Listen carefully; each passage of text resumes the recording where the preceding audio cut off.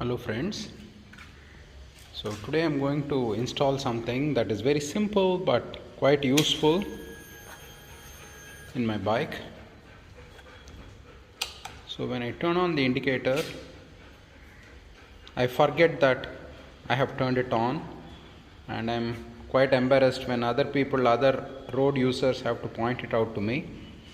So I'm just going to add a beeper to it. It costs just 30 rupees in the local market. So I'll show you how I'm going to add it.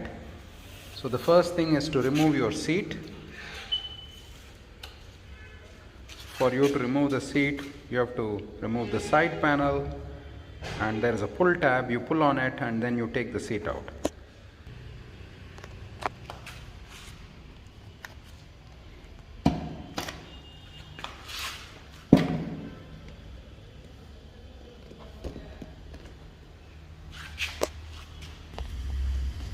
So after removing the seat, the next thing you have to do is to remove this Allen bolt and remove the side panel. So you remove this and then you have to remove the side panel.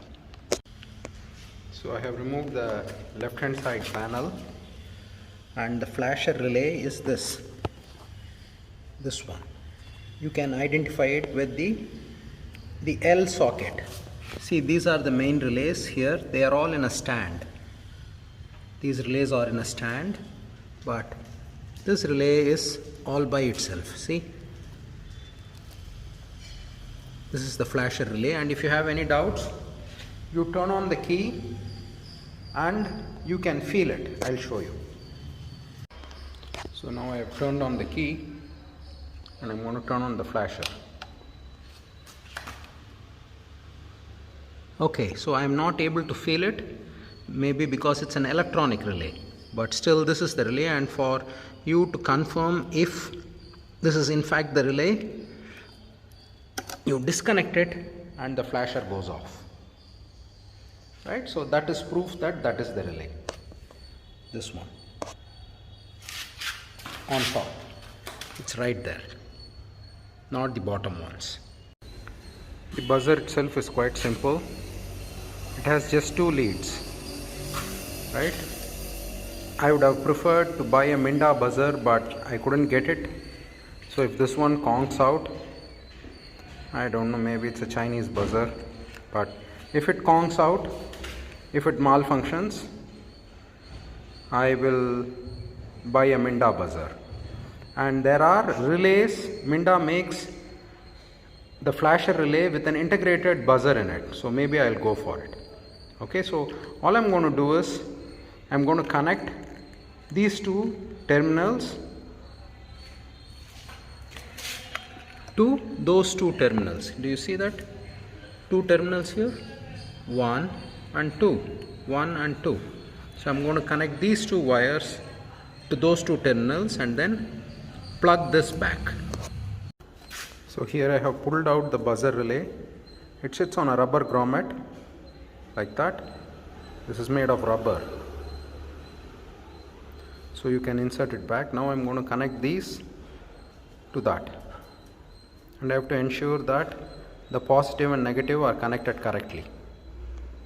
So now you have to figure out which terminal goes to which terminal here, so of the relay. But to check that, you take this buzzer to the connector, this L connector, and you try to see where you are getting the supply.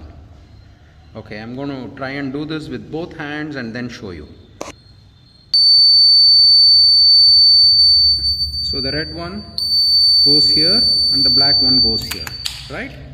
So I know that in the relay I have to wire the red wire onto the vertical one and the black wire onto the horizontal one. So I'll show you what I'm talking about.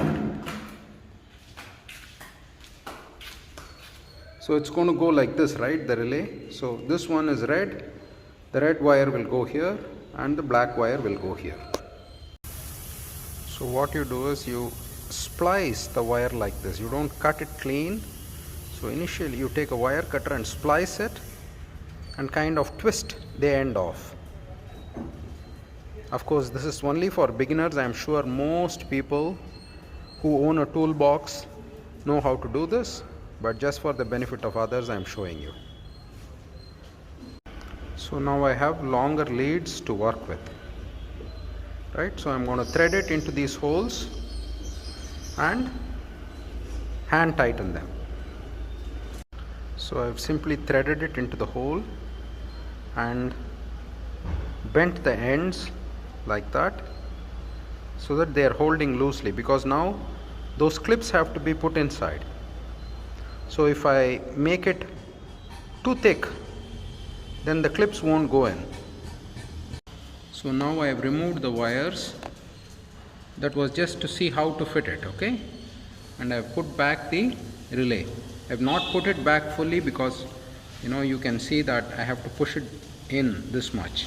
That rubber grommet is here and I have to put it in all the way, but it is there now. I have to somehow finagle this in those holes and then put this clip back.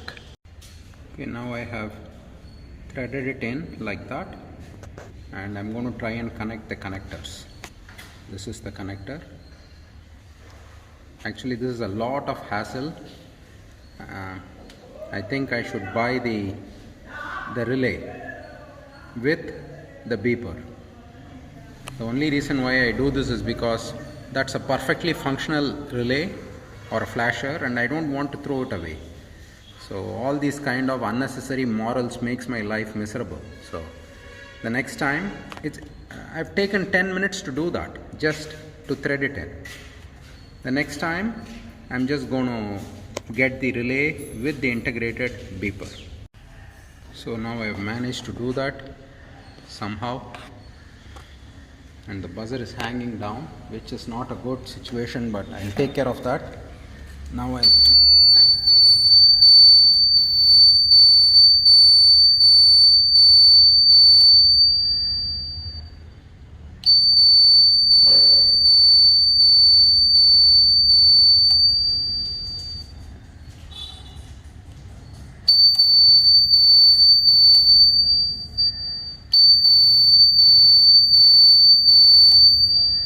So this serves two purposes. The sound is so annoying that I will not be using the flasher for when I'm standing in the signal and all that. So that's good for me, and also I hope that I'll switch off the flasher in time. So now you have to somehow I'll affix this somewhere, maybe here with a tie, and close it all up. So this is how you fix a beeper to your interceptor. So I have secured those two wires. Can you see the black and the red one? Oh, it's really difficult to. The black is underneath and the red one. Actually, I had to put it in this, the female part rather than in the male part. And then I have secured this beeper with a tie and I've made it rest on the relay itself. So, and one final check if it works. It works.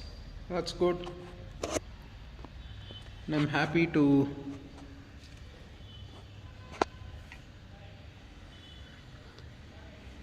see that my terminal has been greased well, so that's nice. I don't know if the service center greased it or the company, I don't know. Anyway, that's it. Hope this was of some use to at least a few people.